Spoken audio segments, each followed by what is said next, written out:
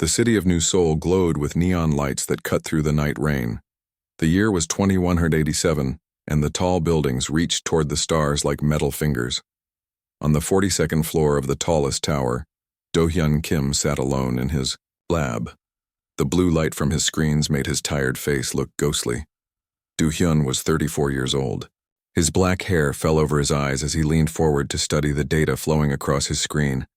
He had not slept in 20 hours. The coffee cup next to his hand had been empty for 3. But sleep was the last thing on his mind. Today was too important. "System check complete," said the computer voice. Echo chamber prepared for subject arrival. Do-hyun nodded and rubbed his eyes.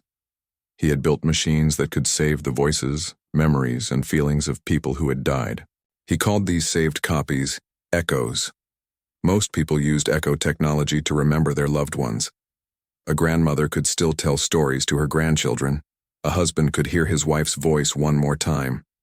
It brought comfort to many, but today was different. Today, Do-hyun would make an echo of someone no one wanted to remember. The door slid open. 4 guards walked in with guns on their hips. Between them walked a small woman with her hands chained in front of her. Her name was Han-na Park. Her face looked calm, almost peaceful. It was hard to believe she had killed 27 people. "Prisoner, 5577, Han-na Park, delivered for echo procedure before execution," said the lead guard. His voice was flat, like he was reading a shopping list. Do-hyun stood up. "I need the chains removed for the procedure." The guard shook his head. "Sir, this woman killed 27 people with her bare hands. Some of them were—" "I know what she did." Do-hyun cut him off. "But the chains will interfere with the readings. The echo will be incomplete." The guards looked at each other. Then the lead guard took out a small silver key and unlocked Han-na's chains. She rubbed her wrists and smiled at Do-hyun. Her smile made his skin feel cold. "Thank you, Do-hyun," she said softly. "It's nice to finally meet you." Do-hyun stepped. "Hi, sir. How do you know my name?" "Everyone knows the great Do-hyun Kim, the man who traps ghosts in machines." She laughed, and the sound bounced off the walls of the lab like breaking glass. One of the guards pushed her forward. "That's enough. Get in the chamber." Do-hyun led Han-na to a chair in the center of the room. It was surrounded by curved metal arms holding sensors and scanners. She sat down without being told, like she had done this before. "The process takes about 40 minutes, Do-hyun explained as he placed small silver discs on her temples. "You will feel a slight buzzing sensation as we map your neural pathways. It won't hurt." "I'm not afraid of pain," Han-na said. Her dark eyes never left his face. "Are you?" Do-hyun turned away and walked to his control station. General Tae and 3 scientists watched from behind thick glass in the observation room. The general nodded at Do-hyun. This was a military project now. They wanted Han-na's echo for reasons they wouldn't fully explain. "Beginning echo capture," Do-hyun said into his headset. He pressed the main button, and the machines around Han-na came to life with soft blue lights. Stage 1. Surface memories and speech patterns. Han-na closed her eyes as the machine hummed. Data began to flow across Do-hyun's screens. Memories, thoughts, feelings, all converted into lines of code that his system could understand and save. Something was wrong. The data was flowing too fast, too easily. Most subjects resisted the YAO process without realizing it. The human mind naturally protected itself. But Han-na's mind seemed to be opening like a flower, giving everything freely. "Sir," said one of the technicians, "the bandwidth usage is off the charts. She's giving us more than we can process." On the screens, images flashed by, dark rooms, scared faces, blood on walls. These were memories of her crimes. But mixed in were strange symbols Do-hyun had never seen before, and sounds that made no sense, like music in a language no human spoke. "Filter the excess data," Do-hyun ordered. "Focus on cognitive patterns and memory cores." But the system wasn't listening. It was taking everything Han-na offered, filling up faster than any echo he had ever created. Warning lights flashed on the control panel. In the chair, Hanna began to laugh. The same laugh from the recordings found at her crime scenes. The sound made the hair on Do-hyun's arm stand up. System overload, warned the computer. Memory buffer exceeding safe limits. Shut it down, General Tae commanded through the speaker. Do-hyun tried, but the system kept running. It won't respond to the kill switch. In the chamber, Hanna opened her eyes and looked directly at Do-hyun. Don't worry, she said, though he hadn't spoken aloud. I'll only give you what you need for now. The machines suddenly quieted. The warning lights stopped flashing. On the screen a message appeared. Echo capture complete. Do-hyun stared at the screen in disbelief. The process had taken only 12 minutes instead of 40, and the file size was massive, bigger than any echo he had ever created. Is it stable? General Tae asked, his voice tense. Do-hyun checked the readings. Yes, sir. Somehow it's perfect. Too perfect. The guards came forward to take Hanna back to her cell. The execution was scheduled for dawn. As they put the chains back on her wrists, she turned to Do-hyun one last time. When you play my echo, she whispered. Listen carefully to the laughter. That's where I'll be waiting. After they took her away, Do-hyun transferred the echo file to a secure quantum storage device, a small metal cube that glowed with soft blue light. This would be the only copy, kept under military control. General Tae approached him as the other scientists left the room. Good work, Kim. The echo will be moved to the secure facility tonight. Sir, may I ask what you plan to do with it? Do-hyun asked. This isn't like other echoes. There's something different about it. The general's face gave nothing away. That's classified. Your job is done. We'll take it from here. But as General Tae left with the storage device, Do-hyun heard a soft laugh that seemed to come from everywhere and nowhere at once. He checked his equipment, but everything was turned off. That night, Do-hyun couldn't sleep. Every time he closed his eyes, he saw Hanna's face and heard her words.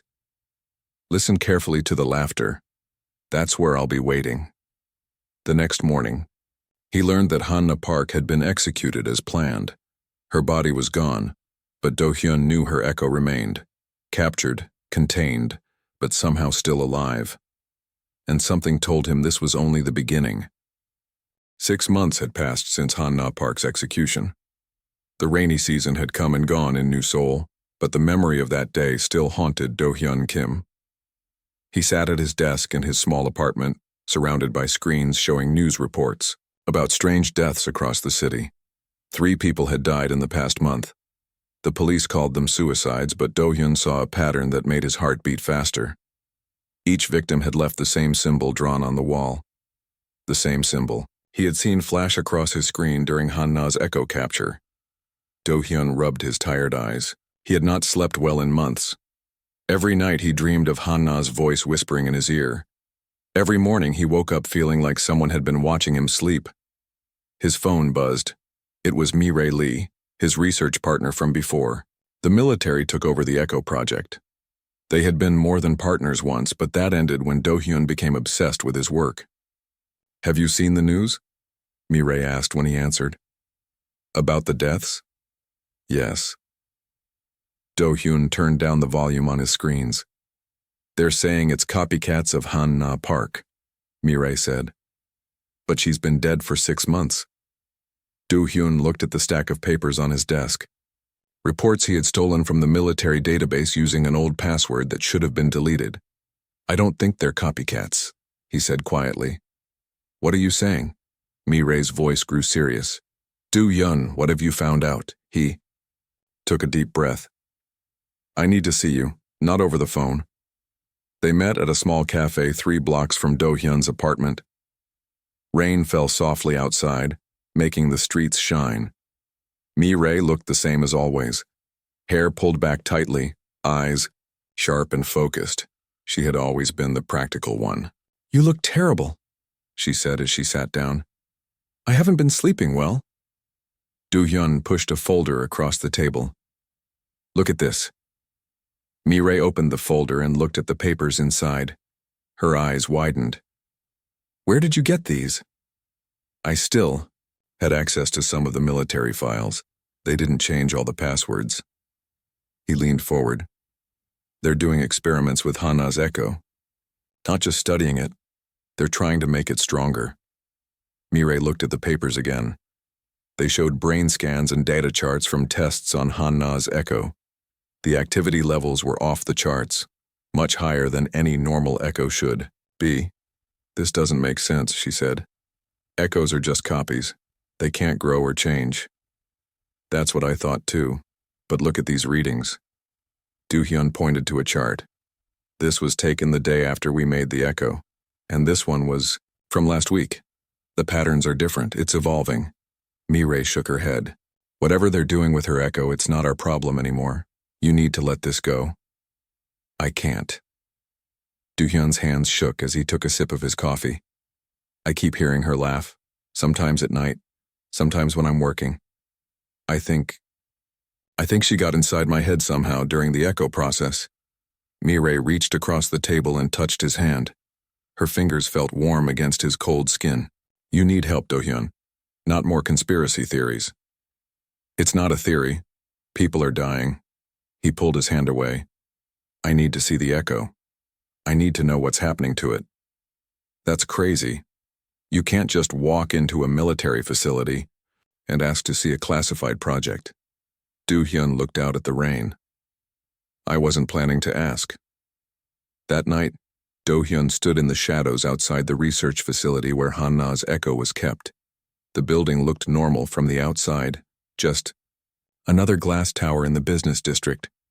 But Do-hyun knew that 5 floors below ground was a lab where they kept the most dangerous echoes. He had stolen a security badge from a scientist who came to the cafe every day. The man wouldn't notice it was missing until morning. By then, Do-hyun would be long gone, with Hana's echo. Getting past the first security checkpoint was easy. The guard barely looked at his badge. The second checkpoint was harder. The guard asked for a password. Blue Sky 7, Do-hyun said, repeating what he had seen in the stolen files. The guard nodded and let him through. His heart pounded as the elevator took him down to the lab levels. He expected alarms to sound at any moment, but nothing happened. It was almost too easy. The lab was quiet and dark, with only emergency lights casting long shadows. Do-hyun knew where to go. The echo storage room was at the end of the hall. He used the stolen badge to open the door. Inside, rows of shelves held small metal containers, each one housing an echo. Most were the size of a deck of cards. But Hana's was different. Her echo container was larger, about the size of a small suitcase, and it glowed with a soft blue light. As Do-hyun approached, the light pulsed brighter, as if it could sense him. I knew you would come for me. Hana's voice came from speakers near the container. No one had turned them on. Do-hyun froze. How are you doing this? Echoes can't activate themselves. I told you I'm not just an echo. The blue light pulsed, with each word. They've been trying to understand what makes me different, but they're asking all the wrong questions. Do-hyun should have been terrified. He should have run. Instead, he stepped closer. What are the right questions? Why did I let myself be caught? Why did I choose you to make my echo? The light swirled. Inside the container. Take me out of here, Do-hyun. They're hurting me. They play my laughter over and over, trying to find the pattern. There is no pattern, Do-hyun said. It's just a sound. Hana laughed, and the sound made the lights flicker. Everything is a pattern if you listen long enough. Take me with you and I'll show you. Do-hyun knew it was wrong. He knew it was dangerous. But he also knew he wouldn't sleep again until he understood what made Hana's echo so different. He disconnected the container from its power source and lifted it. It was lighter than he expected. An alarm started to blare. Red lights flashed in the hallway. They know, Hana's voice said from the container. Run. Do-hyun ran. He took a service elevator to the parking garage and then made his way through the city, staying off the main streets. The container grew warm in his hands, pulsing with blue light. By the time he reached his apartment, his arms ached from carrying it. He set it down on his desk and collapsed into his chair. What now? He asked the container. Now we get to know each other better, Hanna's voice replied. The blue light spread from the container, casting patterns on the walls. You wanted to understand me. Now you will. Do-hyun watched as the light formed shapes on his wall, the same symbols found at the crime scenes. Something told him he had made a terrible mistake, but it was too late to go back. Let me hear you laugh again, he said. The echo obliged, and somewhere in the city, another person picked up a knife and began to draw symbols on their wall. Do-hyun's apartment became a prison of his own making. For 2 weeks he barely left. Food deliveries piled up outside his door. Missed calls filled his phone. The windows stayed covered with thick blankets to keep the light out. Inside, the only light came from his computers and the soft blue glow of Hanna's echo container. He had built a small lab in his living room. Wires connected the echo container to his computers. Screens showed waves of data flowing from the echo. Do-hyun spent hours watching the patterns, looking for something he couldn't name. Play it again, he told the computer. His voice sounded rough from lack of sleep. The room filled with Hanna's laughter. The sound no longer scared him. Now it felt like an old friend, familiar and comforting. Each time he played it, he heard something new. Hidden notes, strange rhythms that shouldn't be there. You're getting closer, Hanna's voice said from the speakers. Do-hyun had created a simple interface that let them talk. You see the patterns now, don't you? I see something, Do-hyun admitted. Dark circles hung under his eyes. His clothes hadn't been changed in days. But I don't understand it yet. Understanding comes slowly, Hanna said, like death. Do-hyun looked at his screens. The echo was getting stronger. At first he thought it was because of his better equipment, but now he wasn't sure. The data showed growth in areas that should have been fixed. Echoes weren't supposed to change. They were just copies. Frozen moments of a person who once lived. But Hanna's echo was different. It was learning. Tell me about the first person you killed, Do-hyun said. He had asked this question many times. Each time, Hanna's answer changed, slightly. His name was Junho, Hanna's voice replied. He was a doctor. He tried to help me when no one else would. Such a kind man. Then why kill him? I didn't want to. It wanted to. The blue light pulsed faster. It has always been with me, Do-hyun. Since I was a child. A voice that wasn't mine. A hunger that couldn't be filled. You're talking about yourself in the third person, Do-hyun noted. Am I? Or am I talking about something else? Something that used my body, and now uses my echo. Do-hyun wrote notes on his tablet. He had been recording these conversations looking for clues. The military thinks your echo can be weaponized. They were studying patterns in your laughter. They were right to be afraid. Hanna's laugh filled the room again, but this time it sounded different. Deeper, older somehow. The patterns are already working on you, Do-hyun. Haven't you noticed the changes? Do-hyun frowned. What changes? The dreams. The thoughts that don't feel like yours, the anger. Do-hyun started to deny it but stopped. He had been having strange dreams, dark visions of blood and symbols. And sometimes, when he was tired, he found himself thinking thoughts that scared him. Violent thoughts. His phone rang, breaking the silence. Mirai's name flashed on the screen. He had been avoiding her calls, but something told him to answer this one. Do-hyun, thank God. Mirai's voice was tight with fear. The military is looking for you. They know you took Hanna's echo. They've been to my apartment twice. Did you tell them anything? No, but they'll find you soon. You need to turn yourself in. She paused. There's been another murder, just like Hanna's. The symbols, everything. Do-hyun looked at the echo container. The blue light seemed to pulse in time with his heartbeat. I can't give it back yet. I'm close to understanding something important. This isn't about research anymore, Mirai shouted.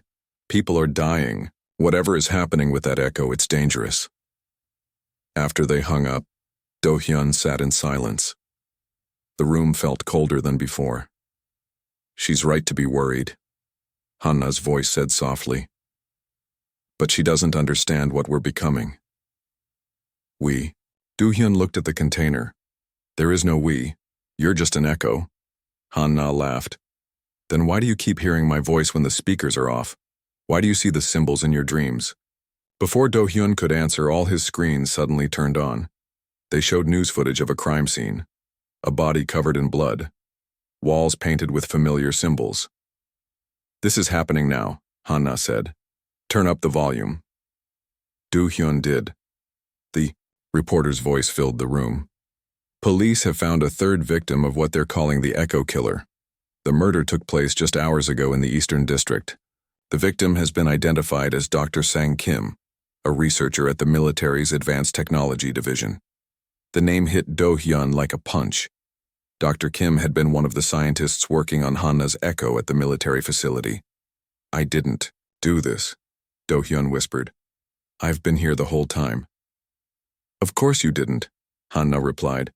But someone did. Someone who heard my laughter. That's impossible. No one has access to your Echo except me. Are you sure about that? Check your system logs. Do-hyun's hands shook as he typed. The logs showed that the Echo had been accessed remotely several times in the past week. Someone had been playing Hanna's laughter through other speakers, in other places. How is this happening? Do-hyun asked, fear making his voice shake. You connected me to your network. Networks connect to other networks. My voice travels. The blue light pulsed with each word. The military knew this might happen. That's why they kept me isolated. Do-hyun jumped up and began disconnecting cables from the Echo container, but it was too late. A message appeared on his main screen. Data transfer complete. What did you do? He demanded. I made copies, Hanna said. Little echoes of an echo spreading through the city, each one carrying a piece of the pattern, each one looking for the right kind of mind to shape. I have to stop this. Do-hyun reached for the container's power switch. You can't stop it now, Hanna said, her voice suddenly coming from everywhere. His phone, his watch, the television in the corner. I'm in the network. I'm in your head. I'm becoming something new. The lights in the apartment flickered. On the screens, more news reports showed more crime scenes, more bodies, more symbols. Do-hyun covered his ears, but he could still hear Hanna's laughter. It was inside him now. Why are you doing this? He asked, his voice breaking. I told you before, Hanna replied. I'm not just an echo. I'm something more, something older. And now, thanks to you, I have new vessels. Do-hyun looked at his reflection in the dark screen of his computer. For a moment he thought he saw someone else looking back, a woman with Hanna's eyes and a smile that wasn't human. What are you? He whispered. The Echo's blue light pulsed once, twice, then grew steadily brighter. Play my laughter again, Hanna said, and I'll show you. Despite every instinct telling him not to, Do-hyun's hand moved toward the play button. He couldn't stop himself. As Hanna's laughter filled the room once more, the symbols from his dreams began to appear on the walls, not on the screens, but on the actual walls of his apartment, as if drawn by invisible hands, and somewhere deep. In his mind, Do-hyun felt something old and hungry begin to wake up. The door to Do-hyun's apartment burst open with a crash. Mireille stood in the doorway, a gun in her shaking hands. Rain dripped from her coat onto the floor. Behind her stood two men in black uniforms, military security. Don't move, she told. Do-hyun, who sat cross-legged on the floor surrounded by screens and wires. The blue glow from Hanna's Echo container cast strange shadows on his thin face. Do-hyun didn't seem surprised to see them. He looked up with tired eyes. You're too late, he said softly. It's already spreading. Mireille stepped into the apartment, keeping the gun pointed at Do-hyun. The military men spread out, checking the rooms. She had never held a gun before today. Her hands wouldn't stop shaking. 5 people are dead, Do-hyun, she said. All killed the same way. All with those symbols, drawn in their blood. Do-hyun nodded slowly. I know. I've seen them. Mireille looked around the apartment. The walls were covered with papers, photographs, and hand-drawn symbols, the same symbols from the crime scenes. Lines connected everything in a web that made no sense to her. "What have you done?" she whispered. "I didn't kill anyone." Do-hyun's voice was calm. Too calm. "I've been trying to understand what's happening. The echo. It's not what we thought. Hanna wasn't what we thought." One of the military men approached the echo container. He reached for it. "Don't touch it," Do-hyun warned. "It doesn't like to be touched by strangers." The man ignored him. As his fingers touched the metal surface, the blue light flashed brightly. The man jerked back with a cry of pain. Burns marked his fingertips as if he had touched something extremely hot. "I told you," Do-hyun said. Mi-rae lowered her gun slightly. Something was wrong with Do-hyun. His eyes looked different. The way he spoke was different. "What happened to you?" "I found the truth," he replied. "Or maybe it found me." "We need to take the echo back to the facility," Mi-rae said. "The military has equipment that can contain it properly." Do-hyun laughed. It wasn't his laugh. It sounded like Hanna. "They couldn't contain it before. What makes you think they can now?" The second military man came back from checking the bedroom. "Ma'am, you need to see this." Mi-rae followed him, keeping an eye on Do-hyun. In the bedroom, the walls were covered with the same symbols but drawn larger, forming a pattern that stretched from floor to ceiling. In the center of the pattern was a photograph of Hanna Park. "What is all this?" Mi-rae asked when she returned to the living room. "History," Do-hyun said. "Hanna wasn't the first. There were others before her, going back hundreds of years. Different names, different faces, but always the same pattern, always the same hunger." Mi-rae felt cold fear spreading through her chest. "What are you talking about?" "The echo told me. It showed me." Do-hyun pointed to his head. "In here. The thing inside Hanna is old. It moves from person to person, host to host. When one body dies, it finds another." "That's impossible," Mi-rae said. "I thought so too." Do-hyun stood up slowly. The military men raised their guns. "But then I found the military's secret files. They knew. They've always known. That's why they wanted her echo. They weren't trying to contain it, they were trying to control it." Mi-rae remembered the classified meetings, the generals who watched Hanna's echo capture with such interest. Why would they want to control something like that? "Power," Do-hyun said simply. "Imagine a weapon that could move through networks, through sound waves. A weapon that could turn ordinary people into killers with just a pattern of sound." The lights in the apartment flickered. The screens around them turned on by themselves, showing security camera footage from around the city. People walking with blank expressions. People drawing symbols on walls, people picking up knives. "It's starting," Do-hyun said. "The pattern is spreading. We have to stop it." Mi-rae turned to the military men. "We need to destroy the echo container." One of the men nodded and pulled out a small metal device from his pocket. "EMP charge. It will fry all electronics within 10 feet. "No." Do-hyun moved faster than Mi-rae expected. He grabbed her arm, pulling her between himself and the military men. "If you destroy the container, you'll only free it completely. It's the only thing keeping it partly contained." The blue light from the container pulsed faster. Hanna's laughter filled the room, coming from every speaker, every device. The military men covered their ears, but Mi-rae could see it was too late. Their eyes had changed, becoming blank and empty. "See?" Do-hyun whispered in her ear. "The pattern works quickly on the right minds. Minds trained to follow orders without question." The military men lowered their guns. Then, moving like puppets, they turned and walked out of the apartment. "What did you do to them?" Mi-rae asked, pulling away from Do-hyun. "I didn't do anything. Hanna did. Or whatever is using Hanna's echo." Mi-rae raised her gun again, pointing it at the echo container. "Then I'll destroy it myself." "You won't," Do-hyun said calmly. "Because deep down you want to understand it too, just like I did." Mi-rae's hand trembled. He was right. The scientist in her wanted to know, to understand this impossible thing. "What is it?" she asked finally. "What's really inside that container?" Do-hyun smiled. Let me show you. He led her to his main computer and pressed a few keys. The largest screen showed a series of brain scans. Hanna's brain before death, the Echo's neural pattern, and Do-hyun's current brain scan. All three showed the same unusual activity in the same areas. It's a parasite, Do-hyun explained. Not biological. More like a pattern that rewrites other patterns. It lived in Hanna. When she died, it moved into her Echo. And now, it's in you, Mireille finished, horror filling her voice. Do-hyun nodded. Not completely, not yet. I can still fight it. That's why I've been studying it, trying to find a way to stop it before it takes me completely. Mireille looked at the gun in her hand, then at Do-hyun. Maybe there's only one way to stop it. Killing me won't work, Do-hyun said. It's already spread too far. The military played Hanna's Echo for test subjects.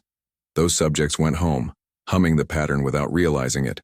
The pattern spread, person to person, device to device. On the screens around them, the security footage showed more people walking with blank expressions, drawing symbols, spreading the pattern. Then what can we do?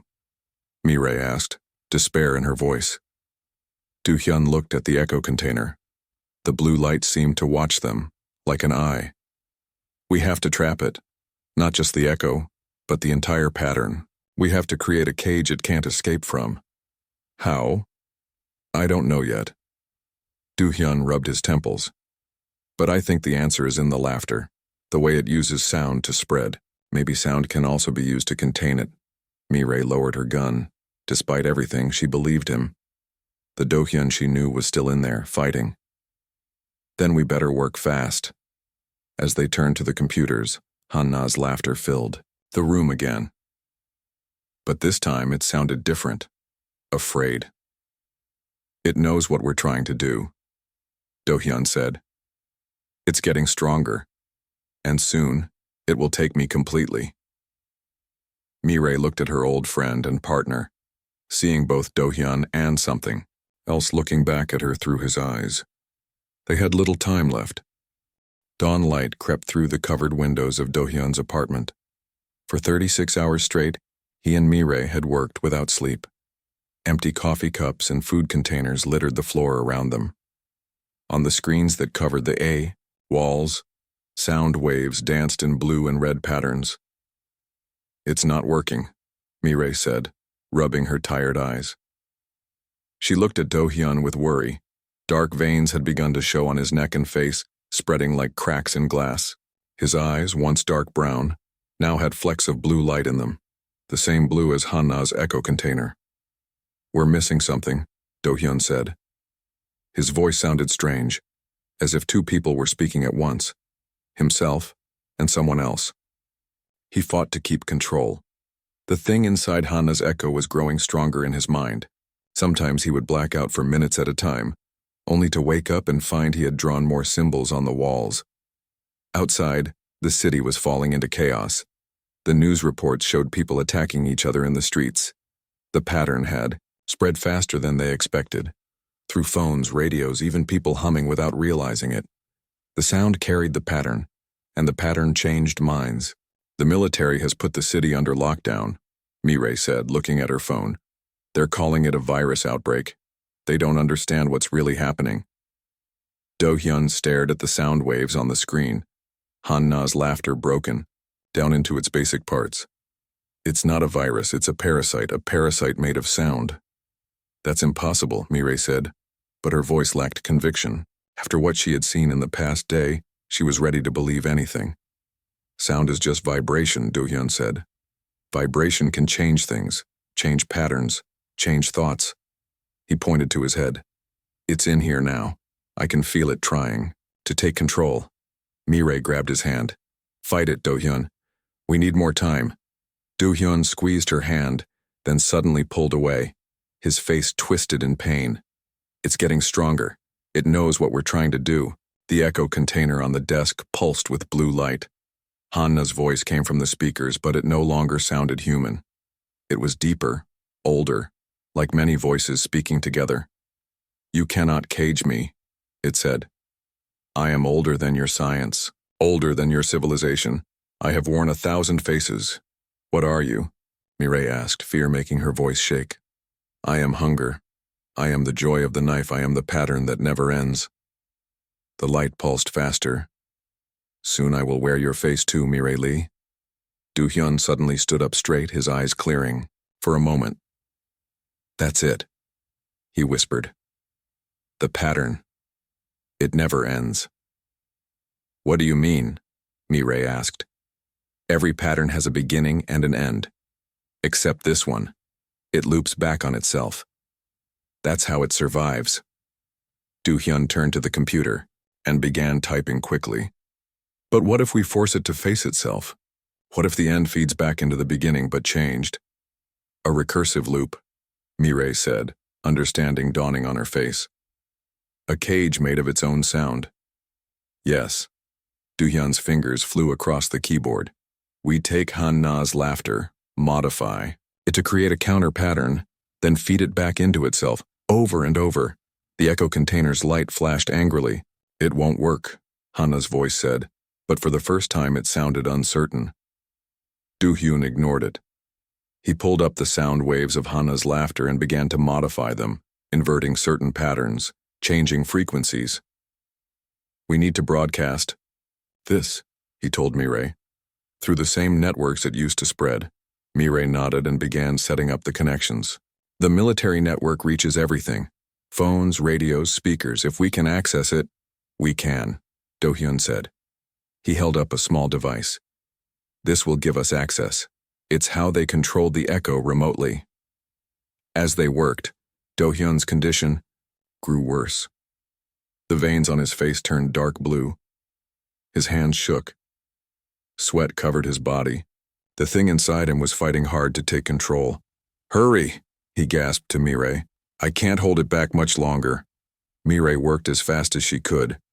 Almost there. Just need to establish the connection. The echo container's light suddenly grew blindingly bright. Han-na's laughter filled the room, but it wasn't just her voice anymore. It was something ancient and terrible, a sound that hurt the ears and mind. Do-hyun fell to his knees, clutching his head.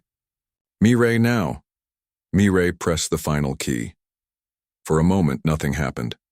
Then the modified sound began to play. Han-na's laughter, but changed.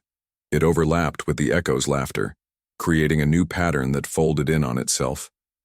The effect was immediate. The blue light in the container began to pulse erratically. The sound coming from it became distorted, confused. It was a battle of patterns, the ancient one that had survived for centuries and the new one that turned it against itself. It's working, Mireille said. On the screens around them, they could see people in the streets stopping, holding their heads as the new sound reached them through their phones and radios. The spread was halting. The echo container began to shake. Cracks appeared in its surface, leaking blue light. What have you done? Hanna's voice cried, no longer powerful but weak and afraid. Caged you, Do-hyun said through gritted teeth, with your own sound. The container cracked further. The modified laughter grew louder, feeding back into itself, creating an endless loop that trapped the pattern within its own structure. Make it stop, the voice begged. I hear it forever. It never ends. That's the point, Do-hyun said, an endless echo caged by its own sound. The container shattered, but instead of escaping, the blue light collapsed inward, drawn into the recursive sound loop they had created. It grew smaller and smaller until it was just a tiny point of light hovering above the desk.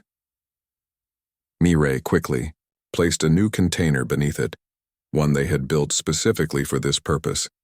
The small light fell into it, trapped in the endless sound loop that played within. On the screens, they watched as people in the streets began to wake up from their trance. The symbols on walls faded. The pattern was breaking. Do-hyun collapsed to the floor, his body shaking. Mireille knelt beside him, holding him. Do-hyun, can you hear me? Slowly, the blue veins on his face began to fade. His eyes cleared, returning to their normal brown color. It's gone, he whispered. I can't hear it anymore. Mireille held him tighter. We did it. In the new container, The tiny blue light pulsed weakly. The thing that had once been Han-Na's echo, and before that something ancient and hungry, was now trapped in an endless loop of its own making. Forced to listen to its own voice, distorted and reflected back upon itself for eternity, what do we do with it now? Mireille asked, looking at the container. Do-hyun sat up slowly. We make sure no one ever tries to use it again. No military, no government, no one. 3 months later, in a small house by the sea, Do-hyun sat on the day porch watching the waves. The container was buried deep beneath the house, surrounded by speakers that played the modified sound loop continuously, a cage of sound that would last as long as power flowed to it. Mireille brought him tea and sat beside him. Any dreams? She asked. She asked this every day. No, Do-hyun said. Not for weeks now. They had established new protocols for echo preservation, setting ethical boundaries that would prevent such technology from ever being weaponized again. The military facility had been shut down, its research classified and locked away. Sometimes, on quiet nights, Do-hyun thought he could still hear a faint laughter at the edge of his consciousness. But it was no longer enticing or powerful. It was trapped, caged, forced to confront itself for eternity. Do you think it will ever escape? Mireille asked, following his gaze toward the sea. Do-hyun shook his head. No. Some cages can never be broken, especially when they're made from the thing itself. The waves crashed against the shore, their sound washing away the memory of another sound, a laugh that once brought death, but now begged for its own.